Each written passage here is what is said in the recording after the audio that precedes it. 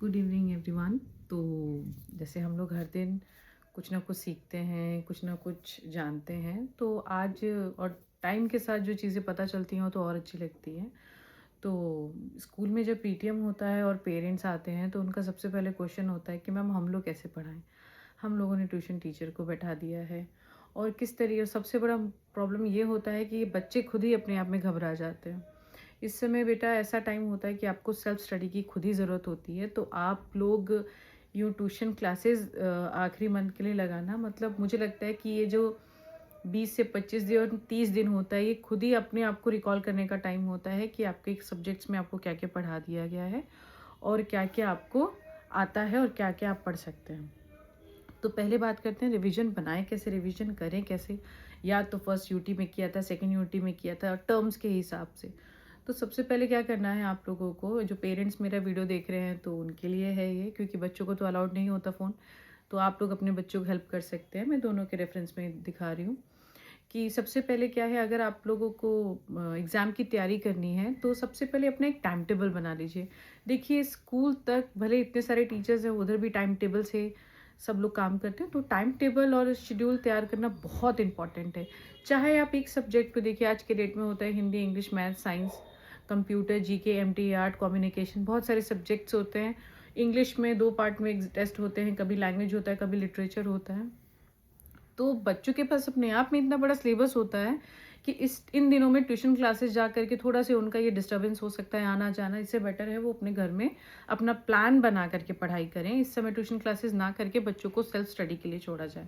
पहला पॉइंट तो ये है कि सबसे पहले बच्चों को एक टाइम टेबल बनाना चाहिए। एक टाइम टेबल सेट करो अपने हिसाब से, किसी को दिखाने के लिए नहीं कि आप लोग किसी को दिखेंगे कि मैं आधे घंटा पढ़ता हूँ, मैं इतना देर पढ़ता हूँ, उसके लिए नहीं। आपको खुद के लिए एक टाइम सेट करो। मेरी कैपेसिटी, जैसे मेरी कैपेसिटी है मैं 3 क्वेश्चन याद कर सकती हूँ आज की डेट में, इससे ज़्यादा मुझे लर्न नहीं होगा। तो ये आपको अपने अंदर भी रखना है कि 3 क्वेश्चन तक आपको अपना हिसाब से बनाना है, किसी और के टाइम टेबल को फॉलो करने की ज़रूरत नहीं है। दूसरा आपका आता है रिवीजन कॉपी बनाना या रिवीजन नोट्स। नोट्स को इसलिए नहीं कहती हूँ क्योंकि देखिए बड़े बच्चे संभाल लेते हैं, ये रिवीजन की बात आती है, छोटे बच्चों की बात आती है। 8 क्लास तक, 12th में सारी क्लासेस स्कूल की बात कर रही हूँ। तो इसमें बच्चा क्या कर सकता है, अपने एक रिवीजन बुक रख सकता है, कॉपी रख सकता है, जिसके अंदर क्या करता है वो जो भी याद करेगा उसको वो लिख लिख करके याद करे। जैसे कि उसने एक टाइम टेबल बना लिया कि इस पीरियड से, मतलब इस टाइम से इस टाइम तक मैं ये सब्जेक्ट पढ़ूंगा, इस टाइम से इस टाइम मैं ये सब्जेक्ट पढ़ूंगा। ठीक है, तो उसके लिए हमेशा रिवीजन कॉपी बनाए, क्योंकि देखिए आप जब बच्चा रिवीजन करने लगता है तो एग्ज़ाम जैसे आपके मार्च में स्टार्ट होते हैं, तो वो जब वो रिवीजन कॉपी को एक बार देख लेगा तो उसे तुरंत क्लिक हो जाता है, क्योंकि उसने उस पर खुद से एफर्ट दोबारा किया था। क्लास में कब वो चैप्टर चला था, तो लास्ट डे भी बच्चे जब अपना वो कॉपी का नोट्स उठाते हैं तो वो कंफ्यूज हो जाते हैं। तो मैं हमेशा बच्चों को ये कहती हूँ कि अपने नोट्स के ऊपर काम करिए, आपको बेहतर और अच्छा आएगा। और वो कैसे होगा, अब बोलेंगे मैम इतना सारा आंसर क्वेश्चंस है, कैसे हम लोग अपने नोट्स, अब कॉपी में बनाना नहीं, कॉपी एक दूसरी कॉपी नहीं बनानी है। नोट्स का मतलब होते हैं कुछ अपनी नोटबुक से याद करिए और कुछ ऐसे पॉइंट आप अपने रिवीजन कॉपी में लिखिए जो सब हेडिंग्स में हो।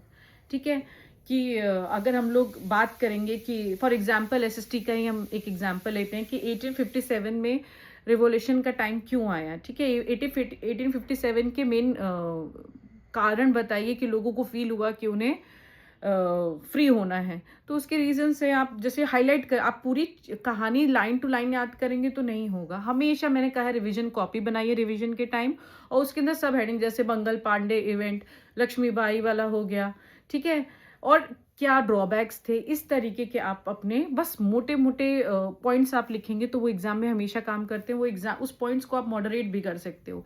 इंग्लिश में ही ऐसा है, जैसे कोई एक चैप्टर है, मान लीजिए रवि को कहीं जाना है, रवि वहां से आ रहे हैं, जो भी आपकी XYZ स्टोरी होती है उसको बहुत कंसाइज करके अकॉर्डिंग की सब पॉइंट्स बनाने चाहिए आपको रिवीजन कॉपी में। थर्ड, बच्चों का अटेंशन स्पैन बहुत कम होता है। मैंने छोटे बच्चों के साथ, बड़े बच्चों के साथ भी होता है। तो इकट्ठे, ये बच्चों के लिए ही बोल रही हूँ मैं, एक साथ ही सारे सब्जेक्ट को नहीं पढ़ना है, आप थोड़ा थोड़ा गैप कर लो। देखिए बच्चे, आप हो सकता है आपके और सब्जेक्ट ज़्यादा हो, लेकिन मुझे लगता है कि 6 to 7 सब्जेक्ट तो सबके पास है। तो आधा आधा घंटा भी दिया तो 3.5 4 घंटा हो गया, और इतना कोई नहीं पढ़ता है। बहुत अच्छे बच्चे, बहुत जो शुरुआत से मेहनत करते हैं उतने ही, मैं उन बच्चों की बात करती हूँ जिनको रिवीजन में प्रॉब्लम्स आती हैं। तो आप क्या करिए, 20 मिनट्स हर सब्जेक्ट को दीजिए। 6 सब्जेक्ट 7 सब्जेक्ट को 20 मिनट्स दीजिए।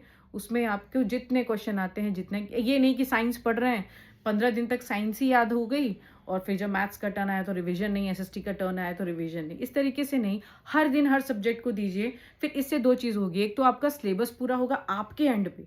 टीचर अपना सिलेबस किसी तरीके से पूरा कर ही लेता है। एक तो आपका सिलेबस पूरा होगा आपके एंड पे आकर के, और दूसरा आपके अंदर हमेशा एक डर रहेगा कि मैंने ये तो कर लिया है, मैंने ये नहीं किया है। ठीक है, ये बहुत इंपॉर्टेंट पॉइंट्स है सेल्फ स्टडी के लिए, जो मुझे लगता है। तीसरा होता है, देखिए गैपिंग बता दिया मैंने, एक नोटबुक ज़रूर अपनी बनानी है रिवीजन के टाइम, क्योंकि जब आपका एग्जाम होगा सिर्फ आप उसे खोलेंगे आपको सारी चीज़ें रिकॉल हो जाएंगी। बड़े बड़े लोग भी दोबारा किसी एग्जाम की तैयारी के लिए एक अपनी नोट्स तैयार करते हैं। फोर्थ है, इन दिनों में पानी पीजिए।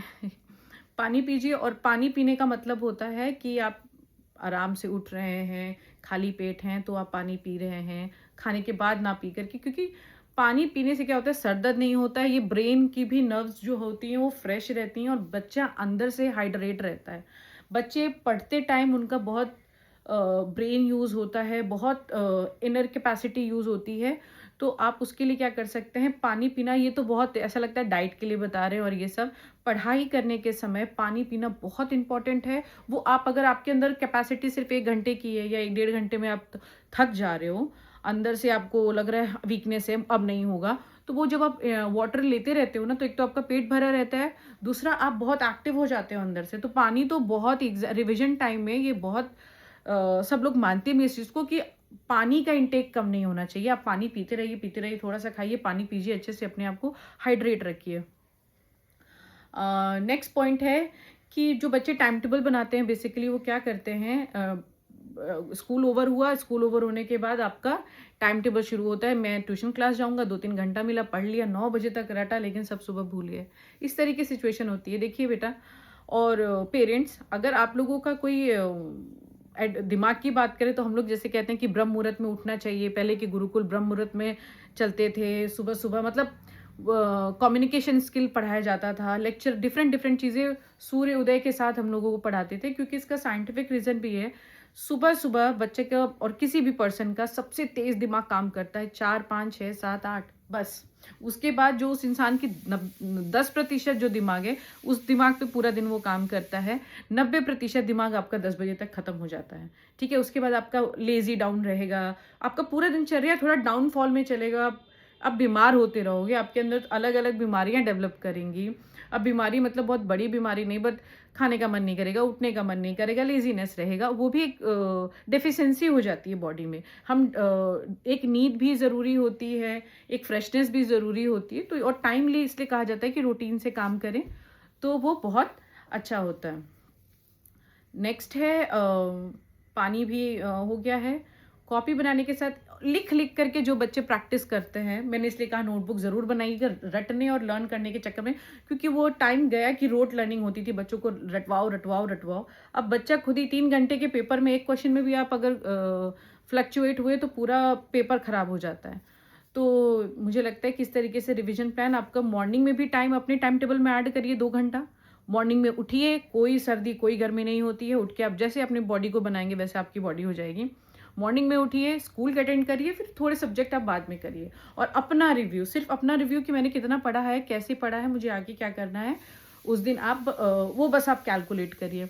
रही बात कभी पढ़ने का मन भी नहीं करता है और अंदर घबराहट भी होती है कि पढ़ने का मन नहीं हो रहा है, परेशान हो, तो उस बीच में आप मैप्स लेकर के बैठ जाओ, थ्योरम्स लेकर के बैठ जाओ, मैप्स उठा लो, मैप्स करना शुरू कर दो, बहुत सारे ग्राफ वर्क शुरू कर दो। जब मन नहीं कर रहा, अपने आप से ज़बरदस्ती करोगे तो वो पढ़ाई में भी नहीं आएगा, आपको पूरी तरीके से इंडल्ज होना पड़ेगा। तो मैप्स पढ़ लीजिए, एग्जाम्पल्स देख लीजिए, कुछ ऐसा कनेक्टिविटी। दूसरी, बस बच्चे क्या करते हैं, क्लास में लेक्चर नहीं हुआ तो मोबाइल पे, ऐसा आप बेटा बस आप लोग कंफ्यूज होंगे। ऐसा कभी नहीं करना चाहिए कि आप फ़ोन यूज़ करें। बेस्ट टू बेस्ट है खुद रीड करिए और खुद उसको लिख करके अपनी नोट्स तैयार करिए। नोट्स का तरीका मैंने बता दिया कि आपको हमेशा कोई भी सब्जेक्ट हो, अभी मान लीजिए मैंने रिवीजन किया, मैं स्टूडेंट हूँ, मैंने पूरा रिवाइज करके रखा, मैंने हिंदी पढ़ा, उसके बाद मैंने इंग्लिश पढ़ा, मैथ्स पढ़ा, रख दिया, मुझे कुछ याद नहीं होगा। जब मैं पूरा वो 20-20 मिनट का टाइम देने के बाद फिर से सारा सब्जेक्ट होने के बाद मैं एक बार पन्ना पलटूंगी डे वाइज, ठीक है, कि अच्छा ये क्या था, ये मोटा मोटा क्या लिखा है, सब हेडिंग्स हैं, ये सब क्या है। तो ये बहुत इम्पॉर्टेंट है, ये बहुत इम्पॉर्टेंट है। उसके बाद आपको अपना किसी भी तरीके से, जैसे हम लोग बोलते हैं कि आपको रिवीजन करना है, शेड्यूल तैयार हो गया, कॉपी तैयार हो गई, बैठना है, किसके साथ बैठे, तो ये पेरेंट्स से भी रिक्वेस्ट है कि देखिए बच्चा है, कभी ना कभी तो माइंड से ये सारी चीज़ें स्किप हो ही जाती है। तो बेहतर है कि जब बच्चा पढ़े तो आप उनके साथ बैठ जाएंगे तो काफ़ी हेल्पफुल रहेगा। नेक्स्ट बात है कि देखिए काफ़ी चीज़ें, हर चीज़ होती है, फिर भी बच्चा अपनी मदद नहीं कर पाता है, पेरेंट्स उनकी मदद नहीं कर पाते हैं। तो ऐसे में आपको टीचर को ज़रूर अप्रोच करना चाहिए। टीचर को अप्रोच करने के लिए आप ये नहीं कह सकते हैं कि देखिए मैम उसको पढ़ा दीजिए। देखिए टीचर पढ़ाता ही पढ़ाता है, उसमें कोई लूप होल है या फिर कोई प्रॉब्लम है, बच्चे में प्रॉब्लम नहीं है, रूटीन में, मैनेजमेंट में, हो सकता है डाइवर्टेड माइंड हो, बहुत सारी चीज़ें हो सकती हैं। तो इन सब के लिए आपको टीचर के साथ कोऑर्डिनेट करना चाहिए, क्योंकि देखिए ये है, होता है हाई टाइम। इसमें रिवीजन बच्चा घर में कॉपी में लिख लिख के करेगा, उसको वो आंसर्स कभी नहीं भूलते हैं, ठीक है। और आप थोड़ा सा बैठ जाएंगे तो उस चीज़ को वो सिंसियर तरीके से लेते हैं और ये सारी चीज़ें करते हैं। देखिए आज के पेरेंट्स अवेयर हैं, लेकिन आपको कहाँ, हम लोग की पढ़ाई आज भी पहले जैसे ही है, याद करने से ही याद होता है, ठीक है। याद करने से आप कि मैं कई बच्चे हैं, मैं सेल फोन से ये टॉपिक उठा रहा हूँ, मैं पढ़ रहा हूँ, तो पेरेंट्स, वो फ़ोन ऐसा है, हम लोग भी इस चीज़ को समझते हैं कि एक बार फ़ोन उठाते हैं तो टाइम कब निकलता है पता नहीं चलता है। तो ये बहुत हाई टाइम है। अपने बच्चों को अपने साथ लेकर के बैठिए। आप लोगों के पूरे साल का दिनचर्या का, मेहनत का, जो आप, मेरे को जो लगता है एक माँ बाप अपने बच्चों को पढ़ाने में अपना मैक्सिमम पैसा दे देता है। मैक्सिमम क्या, वो शायद अपनी कटौती करता है, लेकिन अपने बच्चों को मोटिवेट करना चाहता है एजुकेशन फील्ड में। तो मुझे लगता है कि यही एक टाइम, हाई टाइम है। उसमें भी जैसे देखिए काफ़ी पेरेंट्स हैं जो ये सारी चीज़ें एक्सक्यूज़ में लेते हैं कि मैम हमारे यहाँ शादी है, हमारे यहाँ शादी है, तो हम लोग नहीं अटेंड कर पाएंगे। तो ये सारी चीज़ें मत करिएगा। शादी भी देखिए, आपकी फैमिली में फंक्शन होता है, लेकिन अपने बच्चे को उस तरीके से प्रिपेयर कर दीजिए। टीचर से ज़रूर कांटेक्ट कर लीजिए कि मैम ऐसा सिचुएशन है, मैं क्या करूं। काफ़ी क्वेश्चंस, बहुत हेल्प टीचर आपको बता देती है कि आप एक काम करिए, इस तरीके से तैयारी करवा लीजिए, बच्चों को तैयारी करवा लीजिए, तो वो बहुत ज़्यादा अच्छा होता है और उसका रिजल्ट भी अच्छा होता है। सो इस तरीके से तैयारी करिए। हालांकि मैंने बहुत लंबा चौड़ा नोट्स बनाया था, वो मैं फिर कभी आप लोगों को शेयर करूँगी। अभी बस मैंने ये कहा कि टाइम टेबल सेट करो बच्चों, उसके बाद एक रिवीजन कॉपी बना लो। हर दिन हर सब्जेक्ट को 20-20 मिनट्स दो। जो याद करते हो उसको सब हेडिंग्स में ज़रूर रखना। आंसर को नहीं लिखना है रट्टू तोता की तरह, आपको सब हेडिंग्स में लिखनी है, उसको हाईलाइट करो। ये रीज़न थे, 1857 रिवॉल्ट जैसे मैंने बताया, ओके, लक्ष्मीबाई, मंगल पांडे, ऐसे मेन इवेंट्स कैसे कैसे, उसके अंदर स्टोरी आप अपने आप लिख सकते हो, ठीक है। जो बच्चे नहीं लिख सकते हैं वो अपनी बेसिक लैंग्वेज में थोड़ा बहुत आंसर उसको रट लेंगे या याद कर लेंगे। फिर भी सब हेडिंग्स रखना। एग्जाम में आपको सब हेडिंग्स के अलावा कुछ नहीं याद रहता है, ये बहुत नेचुरल है। किसी ने पूरा रट लिया, मैथ्स रट लेते हैं, वैसे वो बहुत रेयर बच्चे होते हैं, लेकिन वो गलत तरीका है। जब आप खुद से आंसर लिखते हैं तो जो आपकी क्लास में लिखवा है उससे अच्छा भी हो सकता है और वो लंबा भी आंसर हो सकता है, जैसे अकॉर्डिंग टू वर्ड्स जो रिक्वायरमेंट है आंसर की, उस तरीके की। क्योंकि देखिए बच्चों, अगर आप लोगों को लिखना आ जाता है ना, तो आपको एग्जाम में कोई शॉर्ट आंसर लॉन्ग में और लॉन्ग आंसर शॉर्ट में करना हो तो वो बहुत अच्छे से आप लोग कर सकते हैं। तो अपनी रिवीजन स्टार्ट करिए, अपने टीचर्स की हेल्प लीजिए, अपने घर में खुद का टाइम टेबल बनाइए, सेल्फ टाइम टेबल बनाइए, बैठ करके रिवीजन करिए। जहां आप तकिए का टेक लिए और ऐसे, तो आपकी बॉडी कब आपको आपके अगेंस्ट जाएगी आपको पता नहीं चलेगा। तो मुझे लगता है कि जब भी पढ़ना है, स्ट्रेट बैठ करके पढ़ाई करिए। स्टार्टिंग में 1 घंटा होता है, थोड़ा सा लीनियंट आप हो रहे हैं, फिर भी कोशिश करिए। देखिए 20, आपके पास टाइम ही नहीं है। अगर आप 20-20 मिनट्स भी एक सब्जेक्ट को दे रहे हैं, आधा आधा घंटा भी दे रहे हैं, तो आप समझ लीजिए 7 सब्जेक्ट है, तो कैसे, कितना टाइम हो रहा है। तो बहुत हाई टाइम है, 3 से 4 घंटा पढ़ना ही है। 3 घंटा छुट्टी के बाद ज़्यादा हो जाएगा, तो सेल्फ स्टडी आप मॉर्निंग में 4 बजे से उठिए। जब स्कूल का बस आ रहा है तो आप स्कूल का बस ज्वाइन करके स्कूल जाइए और बस अपने पढ़ाई पे ध्यान दीजिए। पेरेंट्स, ये बहुत हाई टाइम है।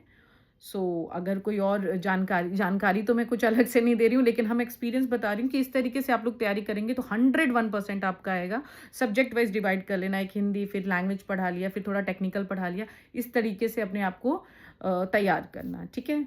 So all the very best, bye bye.